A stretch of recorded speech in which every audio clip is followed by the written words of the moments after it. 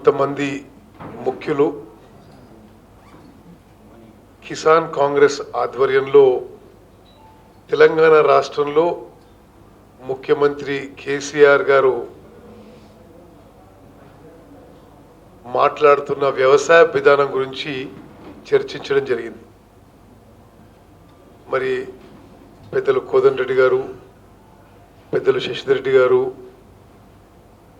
పెద్దలు వ్యవసాయ క్షేత్రంలో పిహెచ్డి చేసిన డాక్టర్ చిన్నారెడ్డి గారు, ఏఐసిసి కార్యదర్శి వంశీచంద్రెడ్డి గారు, రాష్ట్ర కిసాన్ సెల్ అధ్యక్షులు అన్వేష్ గారు, రాష్ట్ర ఎన్ఎస్యు అధ్యక్షుడు వెంకట్ గారు, అదేవిధంగా టెలిఫోన్లో బట్టి విక్రమార్క గారు, పొన్నం ప్రభాకర్ గారు, ఇతర నాయకుల అభిప్రాయాలు కూడా దీని గురించి శ్రీధర్ బాబు గారు వీరందరితో చర్చించడం జరిగింది.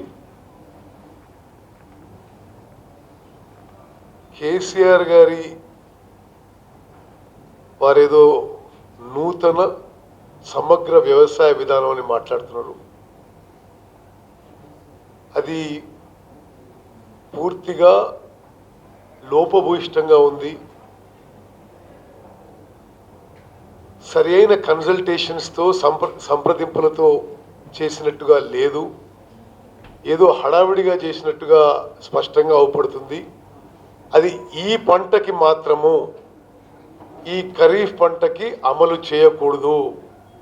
అది తెలంగాణ రైతాంగానికి నష్టం జరుగుతుంది. మీరు మరుసటి పంటకో మరుసటి సంవత్సరానికో అది వాయిదా వేసుకొని అన్ని స్థాయిలో రైతులను సంప్రదించి, రైతు సంఘాలను సంప్రదించి, మరి అగ్రికల్చర్ సైంటిస్ట్ని సంప్రదించి మీరు ఆలోచన చేస్తున్న నూతన వ్యవసాయ విధానాన్ని తీసుకురావాలని చెప్పి కాంగ్రెస్ పార్టీ డిమాండ్ చేస్తుంది. మీరు ఈరోజు ప్రకటిస్తున్న పాలసీని మేము వ్యతిరేకిస్తున్నాం. ఇప్పుడు 25వ తారీఖు రోహిణి కార్తీ మొదలవుతుంది. అంటే వానాకాలం సీజను, వ్యవసాయ సీజను సాంప్రదాయంగా తెలంగాణలో. ఇంకా 4 రోజుల్లో కొత్త వ్యవసాయ సీజన్ మొదలయ్యే సమయానికి మీరు ఎన్ని ఎకరాల్లో ఏ పంట వేసుకోవాలి ఇవన్నిట్లు ఇప్పుడు మాట్లాడడం సమంజసంగా లేదు అని తప్పనిసరిగా ఇది పోస్ట్పోన్ చేసుకోవాలని చెప్పి కాంగ్రెస్ పార్టీ డిమాండ్ చేస్తుంది. అదిగాక తెలంగాణ రైతాంగానికి ఎక్కువ మోసం చేసిన కేసీఆర్ గారు వారిని బెదిరింపు ధోరణిలో మాట్లాడడం ఇది సరైంది కాదు. ఇది మన ఏమి సొంత వ్యవహారం కాదు. ఇది అంటే ఈ పంట వేసుకుంటే నేను రైతు బంధిస్తా, మరి లేకపోతే మేము కొనం. ఇది రైతులని అవమానపరిచే విధం అని చెప్పి మనం చేస్తున్నాం. నిన్న మొన్న అంటున్నాడు, మేము చెప్పిన పంట వేసుకోవాలి, లేకపోతే మేము రైతు బంధు వేయం, మేము ప్రొక్యూర్మెంట్ చేయమని. కేసీఆర్ గారు, అది మీ ఇష్టాల మీద కాదు. ఈ రాష్ట్రం, ఈ దేశంలో కొన్ని well set guide lines and policies ఉన్నాయి. దాని ప్రకారమే మేము వివరించాలని చెప్పి కాంగ్రెస్ పార్టీగా మేము మనవి చేస్తూ, తప్పనిసరిగా రైతుల పక్షాన మీరు ఏదైనా రైతు వ్యతిరేక నిర్ణయాలు తీసుకుంటే మాత్రం మేము రైతు పక్షాన నిలబడి పోరాడతామని చెప్పి కూడా మేము మనవి చేస్తున్నాం. ఈ దౌర్భాగ్యపు టీఆర్ఎస్ పరిపాలనలో తెలంగాణ రైతు చితికిపోతున్నాడు. దేశంలో ఎక్కువ రైతు ఆత్మహత్యలున్న రాష్ట్రం 2వ స్థానంలో ఉంది తెలంగాణ రాష్ట్రం. మీరు పంట బీమా పథకం ఎందుకు అమలు చేయడం లేదు కేసీఆర్ గారు అని చెప్పి, అదేవిధంగా మీరు ₹1,00,000 రైతు రుణమాఫీ చేస్తామని చెప్పి నవంబర్ 2018లో ఎలక్షన్స్ అయినాయి. ఇది ఇప్పుడు మే 2020 అయిపోతున్నది. మొన్న మీరు ఏదో ₹25,000 అంటారు. ఎందుకు ₹25,000? మీరు చెప్పినట్టుగా ₹1,00,000 రుణమాఫీ రైతులకు ఎందుకు చేయలేదు? మీరు ఎన్ని వేల కోట్ల రూపాయలు దుబారా ఖర్చులు చేసుకున్నారు? మరి రైతులకు ఇవ్వడానికి మీరు చెప్పిన మాట ప్రకారం ₹1,00,000 రుణమాఫీ మీరు ఎందుకు చేయలేదు అని ఈ సందర్భంగా కాంగ్రెస్ పార్టీ ప్రశ్నిస్తుంది. అదేవిధంగా గత కాంగ్రెస్ ప్రభుత్వంలో క్రాప్ లోన్స్ విషయంలో ముందు పావుల వడ్డీకి తగ్గించి కాంగ్రెస్ ప్రభుత్వం రైతులకి వడ్డీ లేని రుణాలు ప్రవేశపెట్టిన విషయం కూడా మీకు గుర్తు చేస్తున్నాం. మీరిప్పుడు టిఆర్ఎస్ ప్రభుత్వం తెలంగాణలో రైతులకి వడ్డీ మీద ఏమాత్రం సబ్సిడీ ఇవ్వడం లేదు. వడ్డీ లేని రుణాలకు సబ్సిడీ లేదు, అంటే అది అమలే లేదు. పావలా వడ్డీ కూడా మీరు ఏర్పాటు చేయడం లేదు. గత 4 ఏళ్లుగా వడగండ్ల వాన కానీ అధిక వర్షాలు కానీ ప్రకృతి వైపరీత్యాల వల్ల నష్టపోయిన తెలంగాణ రైతాంగానికి ఒక్క రూపాయి కంపెన్సేషన్ కూడా మీరు ఇవ్వలేదు. గతంలో కేంద్ర రాష్ట్ర ప్రభుత్వాలు కాంగ్రెస్ ప్రభుత్వాలు ఉన్నప్పుడు ప్రకృతి వైపరీత్యాల వల్ల నష్టపోయిన రైతులకి వెంటనే సహాయం చేస్తూ ఆ తర్వాత రాష్ట్ర ప్రభుత్వాలు కేంద్ర ప్రభుత్వం దగ్గర పోయి ఆ కంపెన్సేషన్ తెచ్చుకునేవి. ఏమీ జరుగుతలేదు. అదేవిధంగా గతంలో అనేక పంటలకి రాష్ట్ర ప్రభుత్వం బోనస్ ఇచ్చేది, ఎంఎస్పి కంటే అదనంగా బోనస్ ఇచ్చేది. ఇప్పుడు ఏ ఒక్క పంటకి ఒక్క రూపాయి బోనస్ కూడా కేసీఆర్ ప్రభుత్వం తెలంగాణ రైతాంగానికి ఇవ్వడం లేదు. అదేవిధంగా కందులకి మరి 3 నెలలైంది ప్రొక్యూర్మెంట్ అయ్యి, మొక్కజొన్న కొని నెల రోజులు అయిపోతుంది. మరి తెలంగాణలో ఎక్కడ కూడా రైతులకి ఒక్క రూపాయి కూడా రాలేదు. ఎందుకు కేసీఆర్ గారు మీరు జవాబు చెప్పాలి. డ్రిప్ ఇరిగేషన్కి పెద్ద మాటలు మాట్లాడిన అసెంబ్లీలో, ఇప్పుడు ఈరోజు తెలంగాణలో డ్రిప్ ఇరిగేషన్కి సబ్సిడీ ఇవ్వడం లేదు. ఎందుకు ఇవ్వడం లేదో జవాబు చెప్పాలి. అదేవిధంగా రైతు బంధు పథకం సుమారు 30-40% రైతులకి చేరడం లేదు. ఎందుకు చేరలేదో, ఇప్పుడు అయిపోయిన రబీ పంటకు కూడా 30-40% రైతులకి చేరలేదు. ఎందుకు ఇవ్వలేదో ముఖ్యమంత్రి గారు సంజాయిషి ఇవ్వాలని చెప్పి కాంగ్రెస్ పార్టీ డిమాండ్ చేస్తున్నాం. మరి ఇన్ని వైఫల్యాలు పెట్టుకొని రైతుని ఇన్ని విధాలుగా మోసం చేస్తూ మీరు క్రాప్ ఇన్సూరెన్స్ ఇవ్వరు, లోన్ వేవర్ చేయరు, మీరు ఇంట్రెస్ట్ సబ్సిడీ చేయరు, మీరు ప్రకృతి వైపరీత్యాల వల్ల నష్టపోయిన పంటలకి కంపెన్సేషన్ ఇవ్వరు, మీరు ప్రొక్యూర్మెంట్ సరిగా చేయరు, మీరు రైతు బంధు పూర్తిగా ఇవ్వరు. మళ్ళీ మీరు ఏదో కొత్త వ్యవసాయ విధానం అని రైతులు ఇబ్బంది పెట్టే పరిస్థితి తీసుకురావద్దని చెప్పి నేను విజ్ఞప్తి చెప్తున్నాను. ప్రొక్యూర్మెంట్ విషయం మిత్రులారా, మీరు చాలా జాగ్రత్తగా ఉండాలి. విషయం దీని మీద తప్పనిసరిగా తెలంగాణ రైతాంగానికి కేసీఆర్ క్షమాపణ చెప్పాలి. 50 రోజుల క్రితం 1,04,00,000 ధాన్యం మార్కెట్లోకి వస్తుంది. ఓహో ఆహా, మేం తెచ్చిన ఈ ప్రాజెక్టు ఆ ప్రాజెక్టు నీళ్ళతో పండింది, ప్రతి గింజ ఎంఎస్పి నుంచి కొంటామన్నాడు. దయచేసి మీ అందరికి కూడా గుర్తు చేస్తున్నా, 50 రోజులు దాటినా 50% కూడా ఇంకా కొనలేదు. దయచేసి గుర్తుపెట్టుకోండి, ప్రొక్యూర్మెంట్ విషయంలో 50 రోజులు ముఖ్యమంత్రి ప్రకటన చేసిన తర్వాత ఇంకా 50% కూడా కొనలేదు. నిన్ననో మొన్ననో ఈ civil supplies corporation chairman statement ఇస్తాడు, 47 లక్షల టన్నులు కొనమని. మిత్రమా, మేము అడిగేది మీ ముఖ్యమంత్రి చెప్పిన 1,04,00,000 మెట్రిక్ టన్నులు ప్రతి గింజ మీరు ఎప్పటి వరకు పూర్తి చేస్తారని కేసీఆర్ గారు మీరే సమాధానం చెప్పాలి. మేము ఇచ్చిన మీరు అన్ని మాటల్లో మోసం చేస్తారు. మరి మీరు చాలా గొప్పగా చెప్పిన మరి 1,04,00,000 టన్నుల ధాన్యాన్ని సేకరణ ఎప్పుడు పూర్తి చేస్తారు, స్పష్టమైన సమాధానం చెప్పాలని చెప్పి ముఖ్యమంత్రిని డిమాండ్ చేస్తున్నాం. అదేవిధంగా మరి మొహమ్మద్ బిన్ తుగ్లక్ కూడా పైనుంచి కేసీఆర్ ప్రభుత్వం చూసుకొని ఈయనెవరో నన్ను మించిపోయాడు అనుకుంటున్నాం. వారానికి 180 డిగ్రీస్ టర్న్స్, అప్పుడప్పుడు 360 డిగ్రీస్ టర్న్స్ కూడా ఒక మాట చెప్పి దానికి పూర్తిగా విరుద్ధం, మళ్ళీ దానికి పూర్తిగా విరుద్ధం. వారం రోజుల క్రితం పత్తి 50 లక్షల ఎకరాలు వేయాలి, వరి 50 లక్షల ఎకరాలు వేయాలి, కందులు 10 లక్షలు వేయాలన్నాడు, ఎకరాలు వేయన్నాడు. మరి నిన్నగాక మొన్న పత్తి 70 లక్షల ఎకరాలు వేయాలి, వరి 40 లక్షల ఎకరాలు వేయాలి, కందులు 15 లక్షల ఎకరాలు వేయాలంటున్నాడు. అంటే ఇదేమన్నా తమరికి ఇంత చిన్న విషయం అనిపిస్తుందా? రైతులు ఆల్రెడీ నెక్స్ట్ క్రాప్కి తయారైపోయినారు. ఇంకో 4-5 రోజుల్లో వచ్చే వ్యవసాయ సీజన్ మొదలవుతుంది. ఇత్తనాలు కొనుక్కున్న రైతులు ఇప్పుడు మీరు ఎక్కడ ఏ పంట వేయాలని చెప్తే ఇది ఇంత దుర్మార్గమైన విషయం మరో లేదు. ఇంత తుగ్లక్ టైప్ గవర్నమెంట్ మనం ఉందని చెప్పి మనం చేస్తున్నాం. ఇప్పుడు అంటాడు దొడ్డు రకాలు కాదు, సన్న రకాల రైతులు సన్న రకాల వడ్లే ఉంటామంటున్నాడు. ఎస్, బట్ కేసీఆర్ గారు సన్న రకాల వరికి దిగుబడి తక్కువ, ఎంఎస్పి తక్కువ, డ్యూరేషన్ లాంగర్.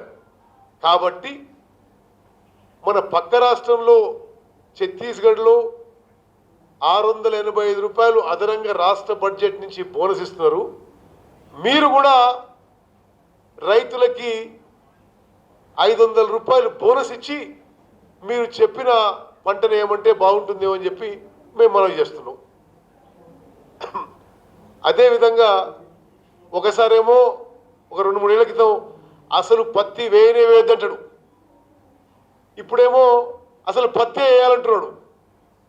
మరి పత్తి వేయొద్దు, మీరు కందులు వేయండి అని చెప్పిండు పోయినసారి.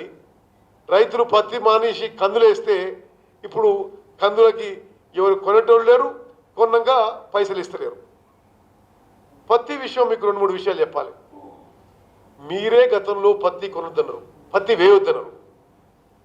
మరి ఇప్పుడు మీరే ఇంకా 4 రోజుల్లో వ్యవసాయ సీజన్ మొదలవుతుంటే పత్తి వేయాలంటున్నారు. పత్తి విషయంలో దయచేసి మీరు ఇంత లేట్గా మీరు చెప్పడం, అసలు రైతులు అయోమయ పరిస్థితి చేయడం. మరి ఇప్పుడు రైతులందరూ 70 లక్షల ఎకరాలకి పత్తి వేయాలంటే, అందరూ ఆ విత్తనం కొనాలంటే ఆ విత్తనం కాస్ట్ ఏ స్థాయికి పోతుందో ఆలోచన చేయండి. అదేవిధంగా పత్తి పంటలో అసలు మీ చేతిలో ఏముంది? విత్తనం మీ చేతిలో లేదు, ప్రొక్యూర్మెంట్ మీ చేతిలో లేదు, ధర మీ చేతుల్లో లేదు. మరి ఏ బాధ్యతతో మీరు 2 ఏళ్ల క్రితం చెప్పిన మాటకి ఇప్పుడు మాటకి 180 డిగ్రీస్ టర్న్ చేస్తున్నారు? ప్రపంచ స్థాయిలో కోవిడ్-19 వల్ల ఇతర విషయాల వల్ల గ్లోబల్ సప్లై చైన్స్ పూర్తిగా కొలాప్స్ అయి ఉన్నాయి. టెక్స్టైల్ ఇండస్ట్రీ కొలాప్స్ అయి ఉంది. మీరు ఈ స్టేజ్లో పత్తిని 70 లక్షల ఎకరాలకి రైతులు ఏమని చెప్పడం, దీంట్లో ఏమాత్రం రైతులకి మేలు జరగదని చెప్పి మనం చేస్తున్నారు. ఒకవేళ మీరు అంతగానో ఈ విషయాన్ని నమ్మితే కేసీఆర్ గారు, మీరు రైతుల క్షేమం కోరితే తెలంగాణలో మీరు చెప్పినందుకు వేసిన పత్తి పంటలో ప్రతి బేల్ మీరే కొనాలే, 7,000 రూపాయలు రేటు పెట్టి కొంటే దానికి మీరు ఆ విధమైన డైరెక్షన్ ఇస్తే బాగుంటుంది. నేను మళ్ళీసారి చెప్తా మీకు, మీరు 70 లక్షల ఎకరాల్లో పత్తి ఏమంటున్నారు? ఇప్పుడు అది రైతులకి పెద్ద పెట్టుబడితో ఉన్న పంటది. మీరు రైతులని ఈ రిస్క్ తీసుకోమంటారు కదా. మీరు చెప్పినందుకు వేసిన పత్తి పంట నుండి 7,000 రూపాయలకు మీరు కొంటా అని చెప్పి మీరు ప్రకటన చేయండి. ఈ ప్రభుత్వం నుంచి మీ మాట ఇవ్వండి, అప్పుడు రైతులకు కొద్దిగా తక్కువ రిస్క్ ఉంటుందని చెప్పి మేము భావిస్తున్నాం. అదేవిధంగా మొక్కజొన్న విషయంలో ఈ వానాకాలంలో మొక్కజొన్న వేయొద్దంటాడు. మొక్కజొన్న వేస్తే మేము రైతు బంధు ఇవ్వం, మేము కొనుగోలు చేయమంటారు. దిస్ ఇస్ ఏమాత్రం ఇంకిత జ్ఞానం ఉన్నా, వ్యవసాయం గురించి డీప్ నాలెడ్జ్ ఉన్నా, అసలు మొక్కజొన్న పంట వేసేదే వానాకాలం, వర్షాధారంగానే ఎక్కువ చోట్ల ఈ మొక్కజొన్న పంట వేయడం జరుగుతుంది. అదేవిధంగా కేంద్రం ప్రకటించిన ప్రొక్యూర్మెంటు ఎంఎస్పి విషయంలో మరి మీ చాతగానితనమా, మీ అసమర్థతనా, లేకపోతే రైతాంగం అంటే మీ నిర్లక్ష్యమా? ఉదాహరణకి వరి విషయం ఉంది. దయచేసి మీరు చాలా జాగ్రత్తగా అర్థం చేసుకోవాలి. మీ అందరూ వరి విషయంలో ఎంత నిర్లక్ష్యం అంటే 100% కేంద్ర ప్రభుత్వం వీళ్ళు ప్రొక్యూర్మెంట్ చేసిన దానికి వాళ్ళు పైసలు ఇస్తారు. కేవలం ఇది మధ్యవర్తిత్వం, అది కూడా చేతగాంతనం. మరి మొక్కజొన్నకు కూడా ఎంఎస్పి ప్రకటించారు 1760 రూపాయలు. మేము డిమాండ్ చేస్తున్నాం, ఈ వానాకాలం మీద మీరు మొక్కజొన్న రైతుల మీద ఎటువంటి ఆంక్షలు పెట్టినా, నిర్బంధం పెట్టినా, నియంతృత్వ పోకడ పోయినా తప్పనిసరిగా మేము రైతుల పక్షాన పోరాటం చేస్తామని చెప్పి మనం చేస్తున్నాం. అదేవిధంగా మరి ఈ ప్రభుత్వం రైస్ మిల్లర్ల కోసం పనిచేస్తుందా, రైతుల కోసం పనిచేస్తుందా అర్థం కాదు మాకు. మీరు రైస్ మిల్లర్లతో సంప్రదింపులు చేస్తారు, ఏ పంట వేయాలి, వరి ఏ పంట వేయాలని. కానీ మీరు వరి రైతులతో సంప్రదింపు చేసేంత మీకు ఓపిక లేదు, సహనం లేదు. మాట్లాడితే అన్నిటి విషయంలో అసహనం, అహంకారం. మరి తప్పనిసరిగా మీరు సన్న రకాల మరి విత్తనం వేయాలి వరి విషయంలో అంటే గవర్నమెంట్ 500 రూపాయలు బోనస్ ఇవ్వాలని చెప్పి మేము డిమాండ్ చేస్తూ, పక్క రాష్ట్రం ఛత్తీస్గఢ్లో, తెలంగాణ కంటే బీద రాష్ట్రం ఛత్తీస్గఢ్లో వరి విషయంలో ఆ రాష్ట్ర ప్రభుత్వం 685 రూపాయలు బోనస్ ఇస్తున్న విషయం, గతంలో కాంగ్రెస్ ప్రభుత్వం 200 రూపాయలు బోనస్ ఇచ్చిన విషయం కూడా మేము గుర్తు చేస్తున్నాం. మీరు చెప్పి మోసం చేసిన అనేక రైతుల్లో చక్కెర రైతులు, మీరు అధికారంలో వచ్చినాడు ఆ ఎలక్షన్ల ముందు, ఆ ఎలక్షన్ అయిన వెంటనే చక్కెర రైతులను ఆదుకుంటాం, నిజాం షుగర్ ఫ్యాక్టరీని తెరుస్తామన్నారు. ఇప్పటి వరకు దానికి దిక్కు దివాలేదు. అదేవిధంగా రాష్ట్రంలో పప్పు ధాన్యాలు, ఆయిల్ సీడ్స్ పెంచే మార్గాలు చూడండి.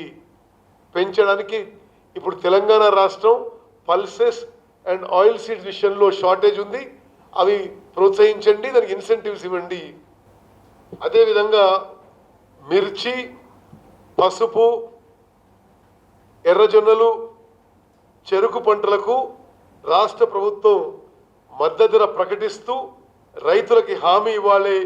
ఈ యొక్క వాళ్ళు మీరు ఏదో పాలసీ అది అని మాట్లాడుతున్నారు, ఆ విషయంలో చెప్పి మనం చేస్తున్నాం. అదేవిధంగా రైతులు ఆధారపడే పాల ఉత్పత్తుల విషయంలో కూడా మరి ప్రతిరోజు కొన్ని లక్షల లీటర్లు కర్ణాటక నుంచి, మహారాష్ట్ర నుంచి, ఆంధ్రప్రదేశ్ నుంచి తెలంగాణ రాష్ట్రానికి వస్తున్నాయి. ఎందుకు? మీ లోపభూయిష్టమైన విధానాలు. తప్పనిసరిగా డైరీ ఫార్మర్స్ కూడా మీరు పెద్ద ఎత్తున ప్రోత్సాహం ఇవ్వండి. అట్లీస్ట్ తెలంగాణ మిల్క్ విషయంలో సెల్ఫ్ సఫిషియెంట్ అయ్యే విధంగా మీరు చేయాలని చెప్పి మేము డిమాండ్ చేస్తున్నాం. మేము గతం నుంచి నేను ఎమ్మెల్యే ఉన్నప్పుడు కూడా మాట్లాడినా, మీరు కొందరికి లీటర్కి పాలకి 4 రూపాయల ప్రోత్సాహం ఇస్తున్నారు, కొందరికి ఇవ్వడం లేదు. ఆ విధంగా కాకుండా యావత్ తెలంగాణ రాష్ట్రంలో మిల్క్ ప్రొక్యూర్మెంట్కి మీరు 4 రూపీస్ పర్ లీటర్ ఇన్సెంటివ్ ఇవ్వాల్సిందిగా కాంగ్రెస్ పార్టీ డిమాండ్ చేస్తుంది. మరి చివరిగా మేము చెప్పినవి పరిగణలోకి తీసుకోవాలని, మీరు తీసుకోకుంటే అది మీ ఇష్టం. కానీ మీరు రైతులకు అన్యాయం చేస్తే మాత్రం మేము రైతుల పక్షాన పోరాడతాం. మీవన్నీ ఒక తుగ్లక్ విధానాల్లాగా ఉన్నాయని చెప్పి మేము మనవి చేస్తూ, ఈ యొక్క 70 లక్షల ఎకరాలు పత్తి, ఈ 40 లక్షల ఎకరాల వరి, ఇవన్నీ ప్రభుత్వం పునరాలోచన చేయాలి. దీనికి ఏ సైంటిఫిక్ బేసిస్, ఏ రేషనాలిటీ, ఏ లాజిక్ లేదని చెప్పి మేము మనవి చేస్తాం. మరి ఒకనాడు ఆయన ఏమంటే, నేను నా ఫార్మ్ హౌస్లో ఎకరానికి 1 కోటి రూపాయల పంట పండిస్తున్నాను చెప్పాడు. ఆ రహస్యం ఏందో అంతా తెలంగాణ రైతులు అందరితో పంచుకుంటే బాగుంటుంది కదా. అది ఇప్పటివరకు పంచుకోలే, వారు చెప్పిన పంచుకోలే. అది కాళేశ్వరం రాకముందే. ఇంకోటి సరే, అది కొద్దిగా స్లైట్లీ వేరే చూసినా, నీళ్లు ఎక్కడి నుంచి వచ్చినా, ఎస్ఆర్ఎస్పి నుంచి వచ్చినా, ఇదివరకున్న ప్రాజెక్ట్స్ వచ్చినా, ఈ రాష్ట్ర ప్రభుత్వం అన్నీ కూడా కాళేశ్వరం లెక్కలే వేస్తున్నారు. సరే సపరేట్గా మాట్లాడదాం, అది రేపు ఎవరో ఒక నిపుణులు మాట్లాడతారు. మీరన్న పాయింట్ మేము ఏకీభవిస్తున్నాం. కాంగ్రెస్ పార్టీ ఆలోచన ఏంటంటే వైవిధ్యమైన పంటలు వేయాల్సిన అవసరం ఉంది.